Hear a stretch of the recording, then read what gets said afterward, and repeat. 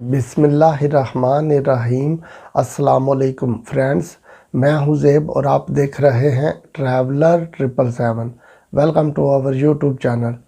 तो फ्रेंड्स, बात करेंगे आज हम पुर्तगाल के मुतालिक। जैसा कि आपको पता है कि पुर्तगाल एक शेंजन कंट्री है और पुर्तगाल इस वक्त समझ लें कि बहुत ज़्यादा दुनिया में फेमस हो चुका है डॉक्यूमेंटेशन के लिहाज से, और उसके अलावा ये है कि बिज़नेस के लिहाज से, या फिर यह है कि जब बंदा पुर्तगाल में आता है तो फिर पूरे यूरोप में और यूरोप के अलावा यानी कि जो लोग आते हैं एज ए टूरिस्ट, उनके लिए भी एक फेमस टूरिस्ट डेस्टिनेशन बन चुका है। बाकी बात जो है हमारी हो रही है कि जो लोग पुर्तगाल में आते हैं यानी यूरोप में आते हैं स्पेशली सेटिंग के लिए कि वहाँ पर सेटल डाउन होना है, तो उन लोगों के लिए सबसे अच्छा मुल्क जो है पुर्तगाल है, जो आपको डॉक्यूमेंट्स भी इजी दे देता है और आपको फैसिलिटेट भी करता है। आपका जो ड्राइविंग लाइसेंस है उस लिहाज से, आपने अगर बिज़नेस करना है तो भी उस लिहाज से, या फिर आपने किसी के पास जॉब करनी है, यानी कि किसी भी एंगल से अगर आप देखें तो फिर आपको ज़्यादा और जो है पुर्तगाल में अपॉर्चुनिटीज़ मिलती हैं। इसके अलावा अगर आप पुर्तगाल के अलावा आप किसी और कंट्री में चले जाएं और आप जब एज ए टूरिस्ट आते हैं तो आपका वीज़ा 5 या 10 दिन का होता है या 2 वीक का, तो वीज़ा जब एक्सपायर हो जाता है तो फिर बंदा डरता रहता है। पुर्तगाल ऐसा कंट्री है जब आपके पास अगर 2 या 4 दिन का वीज़ा भी वैलिड हो और आप पुर्तगाल में आ जाते हैं, तो पुर्तगाल में आने के बाद आप अपना प्रोसेस स्टार्ट कर दें डॉक्यूमेंटेशन का, यानी अपना नीफ नंबर ले लें, आप अपना सिक्योरेंस सोशल का नंबर ले लें, बाकी डॉक्यूमेंटेशन कंप्लीट करके अपनी फ़ाइल लॉक करवा दें और अपना काम स्टार्ट कर दें, तो आप समझ लें कि आप लीगल हैं। अगर आपको पुलिस चेक भी कर ले पुर्तगाल में तो आपको कोई प्रॉब्लम नहीं होगी। वो पूछेंगे भाई क्या कर रहे हो, अगर आपके पास पासपोर्ट है तो आप उनको दिखा दें बगैर किसी टेंशन के, चाहे आपका वीज़ा एक्सपायर भी हो चुका है, वो आपको डिपोर्ट नहीं करेंगे, इसलिए कि आप पुर्तगाल में जो है लीगली आए हैं, आप रह रहे हैं, आप काम कर रहे हैं, आप जो है पुर्तगाल की गवर्नमेंट को टैक्स दे रहे हैं। तो उनको भी ऐसे लोग अच्छे लगते हैं जो कि सीधे तरीके से काम करें, आगे काम करें, टैक्स पे करें और अपनी ज़िंदगी को एंजॉय करें। तो आपको कोई प्रॉब्लम नहीं, वीज़ा आपका चाहे एक्सपायर हो चुका हो। तो इसके अलावा अगर आप किसी और कंट्री में होंगे तो बंदा वैसे ही डरता रहता है। अगर आप जर्मनी वगैरह चले जाएं या इस तरह के कंट्रीज़ में तो फिर, या स्कैंडिनेविया में, तो बंदे को वैसे ही डर रहता है कि अभी वीज़ा भी ख़त्म हो गया, या स्विट्ज़रलैंड में तो अब क्या बनेगा। लेकिन पुर्तगाल में ऐसा नहीं है। पुर्तगाल में वीज़ा एक्सपायर हो जाने के बाद भी आपने जब काम स्टार्ट कर लिया तो फिर आप लीगल ही हैं, आपको कोई प्रॉब्लम नहीं है। तो इस लिहाज से जो है पुर्तगाल एक अच्छा कंट्री है।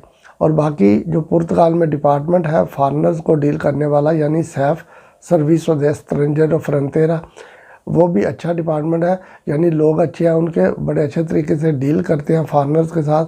और पुर्तगाल की जो गवर्नमेंट है वो भी फॉरेनर्स को बहुत अप्रिशिएट करती है।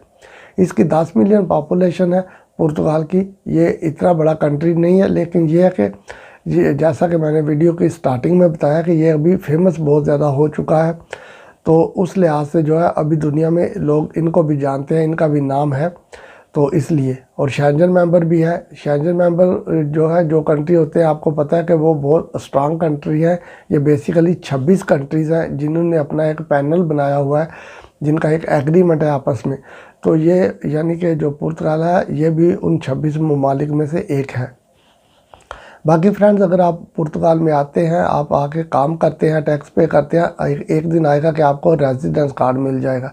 जब रेजिडेंस कार्ड मिलता है तो फिर काम नहीं छोड़ देते, उसके बाद भी आपने कंटिन्यूसली काम जारी रखना है। और अगर आप मैरिड हैं या बाद में आपने शादी करनी है तो फिर आप जो है अपनी फैमिली को, अपने यानी वाइफ को या बच्चों को भी जो है पुर्तगाल में लेके आ सकते हैं। और इसके अलावा आप जो आपके बहन भाई हैं या अपने पेरेंट्स हैं, आप उनको भी स्पॉन्सर कर सकते हैं, तो वो भी आपको यानी कि आपको मिलने के लिए या विज़िट के लिए आपके पास आ सकते हैं। ये इसलिए ये बातें बता रहा हूँ कि काफ़ी लोग हैं जो पूछते हैं कि वो स्पॉन्सर कर सकते हैं या नहीं। कुछ लोग कमेंट्स में लिख के पूछ लेते हैं, और कुछ लोग जो मुझे जानते हैं ज़ाती तौर पर, उनके पास मेरा नंबर भी है, वो मेरे साथ भी राब्ते में रहते हैं, तो इसलिए मैंने ये आपको मेंशन किया है। बाकी फ्रेंड्स, पुर्तगाल में जब आप आएंगे तो मज़ीद आने के बाद आपके पास और ज़्यादा जो है बातें आपको मिल जाती हैं, अपॉर्चुनिटीज़ बंदे को नज़र आ जाती हैं। थोड़े पैसों से बिज़नेस स्टार्ट आप कर सकते हैं। आप कुछ भी करने के लिए, यानी कि आपके पास स्किल अगर कोई है तो वो सबसे अच्छी है। या चाहे आपको बाल काटना आता है, बाल काटने का काम ज़बरदस्त है, आप थोड़े पैसों से अपनी शॉप ओपन कर सकते हैं और आपकी अर्निंग बहुत ज़्यादा अच्छी हो जाती है। मैं ऐसे लोगों को जानता हूँ जो दूसरे ममालिक में रहे हैं, 7 साल 8 साल, यानी 8 साल तकरीबन रहे हैं वो, और उनके डॉक्यूमेंट्स क्लियर नहीं हुए। उसके बाद वो पुर्तगाल में आ गए, पुर्तगाल में उनको डॉक्यूमेंट्स मिल गए तो उन्होंने अपनी बार्बर शॉप वगैरह ओपन कर ली, या कुछ अपने फ्रूट शॉप या कुछ भी ऐसा छोटी सी ग्रोसरी शॉप बना ली। तो अभी वो वेल सेटल है और उनकी अर्निंग भी अच्छी है और लाइफ जो है बड़ी फ्रीडम वाली है, और पुर्तगाल सेफ कंट्री भी है। तो इसलिए तो फ्रेंड्स, ये एक छोटी सी वीडियो थी, सिर्फ आपसे इन्फॉर्मेशन शेयर की है पुर्तगाल के मुतालिक।